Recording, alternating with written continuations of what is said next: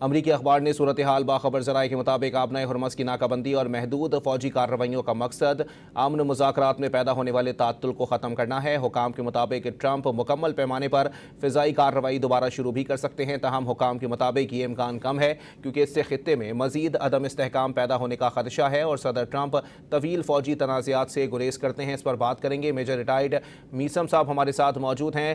بہت شکریہ میجر صاحب ڈان نیوز کو وقت دینے کے لیے۔ میسم صاحب کیا کہیں گے اس صورتحال کے اوپر؟ کیا آپ کو واقعی دوبارہ کشیدگی جو ہے وہ دکھائی دے رہی ہے خطے کے اندر؟ جی بالکل، میں نے یہ ٹویٹ دیکھی ہے ڈونلڈ ٹرمپ صاحب کی، اور میں سمجھتا ہوں کہ جو وارفیئر ہے اس کے دوران جب سیز فائر ہوتا ہے تو ایک بہت بڑا جو دونوں پارٹیوں کے پاس ایک ہتھیار ہوتا ہے وہ پریشر ٹیکٹکس ہوتی ہے، and this is part of the war strategy.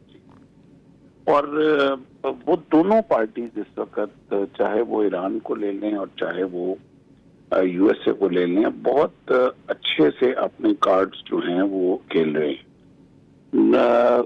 ایسا تو ممکن ہی نہیں تھا کہ پہلی سیشن جو میں سمجھتا ہوں کہ 47 ایئرس کی اتنی اسٹرانگ رفٹ اور بائی پولر ہونے کی وجہ سے پہلی دفعہ اس طرح جو ہیں۔ اچھا میجر صاحب قطع کلامی معاف، لیکن میں آپ کو واضح کرتا چلوں کہ یہ جو خبر ہے یہ امریکی اخبار وال اسٹریٹ جرنل کی جانب سے آئی ہے، جو کہ ایک معتبر جریدہ سمجھا جاتا ہے۔ جی بالکل، میں کوئی اس کو نگیٹ نہیں کر رہا ہوں، میں سمجھتا ہوں کہ یہ بالکل ایک وار ٹیکٹس ہے، اور دس از ویری مچ پاسبل کہ وہ کسی ایک حد تک وہ اپنی پوری پریپریشن وہ شو کریں گے اس چیز پہ۔ اور جہاں تک ایران کا تعلق ہے، وہ ایران بھی اپنی پوری پریپریشن جو ہے وہ باڈی لینگویج اپنی بہت ہی اگریسو اور بڑی پازیٹیو بھی شو کرے گا۔ یہ کیرٹ اینڈ سٹک جو ہے ڈونلڈ ٹرمپ صاحب شروع سے ہی لے کے چل رہے ہیں، اور ایران جو ہے وہ اس وقت بہت سیریس ٹاک کے لیے بھی ریڈی تھا، مگر اس کی ریڈینس جو جنگ کی ہے وہ اس میں بھی کوئی کمی نہیں ہے۔ تو بہت پارٹیز، اب میں ایک آپ کو یہ بات بتاتا جاؤں، میں ویسے ہی ایک اسٹڈی کر رہا تھا آج کہ دنیا میں پچھلے 300 سال میں کتنی دفعہ ایسا ہوا ہے کہ جو ٹیمپرری سیز فائر ہوئے ہیں اور ان کے بعد نیگوسیشن شروع ہوئی ہیں، تو کتنے پرسنٹ ایسی وارز ہیں جو دوبارہ کنٹینیو ہوئی ہیں، مین اسٹریم وارز۔ تو ریشو بڑی حیران کن تھی کہ ٹوٹل 8% جنگیں ایسی تھی جو ٹیمپرری سیز فائر کے بعد دوبارہ ہاٹ ہوئی ہیں۔ 92% آف وارز جو پچھلے 300 سال کی تھی وہ temporary ceasefire ultimately converted into permanent peace. تو پروبیبلٹی بھی اگر دیکھی جائے تو بہت زیادہ ہے، اور میں سمجھتا ہوں کہ ڈونلڈ ٹرمپ صاحب کی جو اس جریدے نے خبر دی ہے، اس کی خبر کے اندر بھی ایک ہوپ بھی ہے کہ وہ چاہتے ہیں کہ وہ بات چیت سے معاملہ چلے۔ اور ابھی ریسنٹلی آج جو ایرانی ایمبیسڈر ہیں انہوں نے بھی اپنی ایک ٹویٹ دی ہے، اور انہوں نے کہا ہے کہ it was just a start.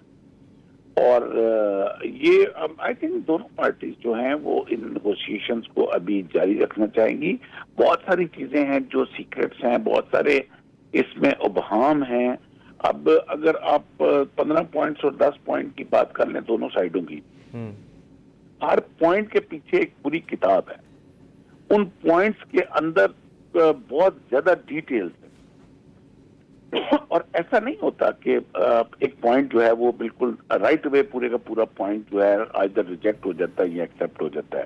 Us point کے ہو سکتا ہے 80% جو ہے وہ ایک پارٹی ایگری کر جائے، 20% اس پہ نہیں ایگری کر جائے، اور دوسرے پوائنٹس پہ ایک دوسری پارٹی جو ہے 50% پہ ایگریمنٹ ہو جائے۔ تو یہ ابھی کافی ڈیٹیل میں چیزیں چلیں گی، اور ابھی پنہا بیک ڈور بہت کچھ چیزیں چلیں گی۔ اچھی بات یہ ہے کہ دونوں پارٹیز نے پاکستان کا شکریہ ادا کیا، دونوں پارٹیز نے پاکستان کے اوپر اعتماد جاری رکھنے کا اعلان کیا ہے، اور دونوں پارٹیز نے اس چیز کا اعادہ کیا ہے کہ پاکستان ہی وہ ملک ہے جس کے اوپر یہ ٹرسٹ کر کے تو اس بات چیت کو جب بھی اگر کوئی آگے چلنا ہے تو پاکستان ہی چلائے گا۔ دس از ویری پازیٹیو سائڈ۔ अच्छा मेजर साहब ये भी बताइएगा कि अब जो आलमी बरादरी का भी एक प्रेशर जो है वो डेवलप हो रहा है, तैयब अर्दोगान साहब की जानिब से जो स्टेटमेंट सामने आया, इसके अलावा स्पेन के वज़ीर आज़म हैं, इटली की वज़ीर आज़म हैं, इसके अलावा बरतानवी वज़ीर आज़म हैं कियर स्टारमर, वो भी काफ़ी जो है वो प्रेशर डेवलप कर रहे हैं कि अब वो सूरत हाल दोबारा पैदा ना हो जो कि अब से कुछ दिन पहले तक थी। तो आपको लगता है कि एक आलमी बरादरी का प्रेशर जो है वो दोनों फरीकैन पर डेवलप हो रहा है?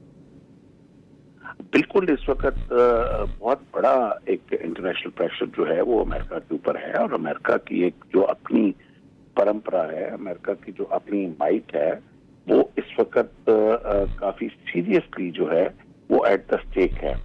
अमेरिका की अपनी जो एक सुपर पावर की एक जो ट्रेडिशनल उसकी जो सुपरियरिटी है वो एट स्टेक है। लेकिन जहां एक बहुत बड़ा जो कैच है वो है इजराइल।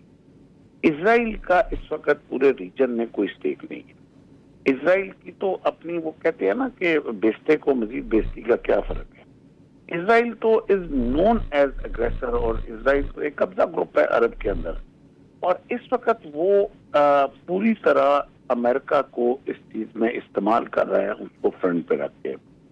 कल भी कुछ खबरें ऐसी आई हैं कि इजराइल ने जो एक पूरा इस वक्त इंडिया के साथ मिलके एक स्पॉइलर का जो रोल प्ले कर रहा है, इसमें ईरान की भी इसमें हायर हायरार्की में काफी सारी ऐसी एस्टेब्लिशमेंट मौजूद है जो इजराइल के मौकफ को प्रवोक करेगी और उसको प्रमोट भी करेगी, और इजराइल चाहेगा कि किसी ना किसी तरीके से ये अमन की बातचीत जो है वो उसका सिलसिला खत्म हो जाए। मगर मैं आपको ये एक बात बड़े वसूख के साथ कहता हूं कि अमेरिका के अंदर अभी जो है वो उसकी डीप स्टेट और एस्टेब्लिशमेंट जो है वो एक काफी हद तक एक्टिव हो चुकी हुई है, और अभी जो कल मुज़ाकरात पाकिस्तान में हुए हैं इसमें it was not only Donald Trump बल्कि उनकी एस्टेब्लिशमेंट भी अब इस चीज का एहसास कर चुकी हुई है कि इस वक्त अमेरिका की जो एक रिस्पेक्ट और माइट है पूरी दुनिया में वो इंतहाई बहुत बड़ी एक स्टेक पे लग चुकी हुई है, और किसी न किसी तरीके से मामले को अब सुलह की तरफ जाना चाहिए। तो मेजर साहब ये भी बताइएगा कि आज जो बरतानवी वज़ीर आज़म हैं कियर स्टारमर, उनका जो है वो राब्ता हुआ है, इसके अलावा वाज़े तौर पर उनका भी यही स्टेटमेंट सामने आया है कि ख़ित्ते में तब तक अमन कायम नहीं हो सकता जब तक लबनान का मसला जो है वो हल ना हो जाए, बल्कि वो दो बड़े फ़रीक़ैन के दरमियान जो जंग जारी थी उसमें भी जो है वो खलल डालने के लिए लबनान का मसला हल करना जो है वो बहुत ज़्यादा ज़रूरी है, खलल पैदा हो रहा है उसके अंदर। आपको क्या लगता है सर, वाकई मशरिक़ वस्ता में अगर एक तनाज़ा जो है वो हल करने की ज़रूरत पेश आएगी तो दूसरा तनाज़ा जो है वो शुरू हो जाएगा? देखिए, हमें इस चीज को देखने की जरूरत ये है कि ये मसला शुरू कहाँ से हुआ। क्या ये कोई इस वक्त जेन्युइनली कोई अमेरिका को ईरान से थ्रेट थी? नो। क्या ईरान ने कोई एग्रेशन की है किसी अरब कंट्री के ऊपर या अमेरिका के ऊपर को अटैक कर दिया? ऐसा कुछ भी नहीं है। तो फिर प्रॉब्लम शुरू कहाँ से हुआ है? प्रॉब्लम शुरू होता है इजराइल से, प्रॉब्लम शुरू होता है इजराइल की एट्रोसिटीज से, प्रॉब्लम शुरू होता है इजराइल का जो ग्रेटर इजराइल का प्लान है उसकी इम्प्लीमेंटेशन से, प्रॉब्लम शुरू हुआ है इजराइल की प्रॉक्सी से, प्रॉब्लम शुरू होता है इजराइल के एक कब्जा ग्रुप माफिया की तरह एक्ट करने से। तो जब प्रॉब्लम ही इजराइल के अंदर से शुरू होता है, प्रॉब्लम जिस तरह गजा के अंदर 3 साल जुल्म सितम की जो एक दास्तान रकम हुई है, वो तो आने वाली इंसानियत जो है उस पर पता नहीं कितने 100 साल तक शर्मिंदा रहेगी।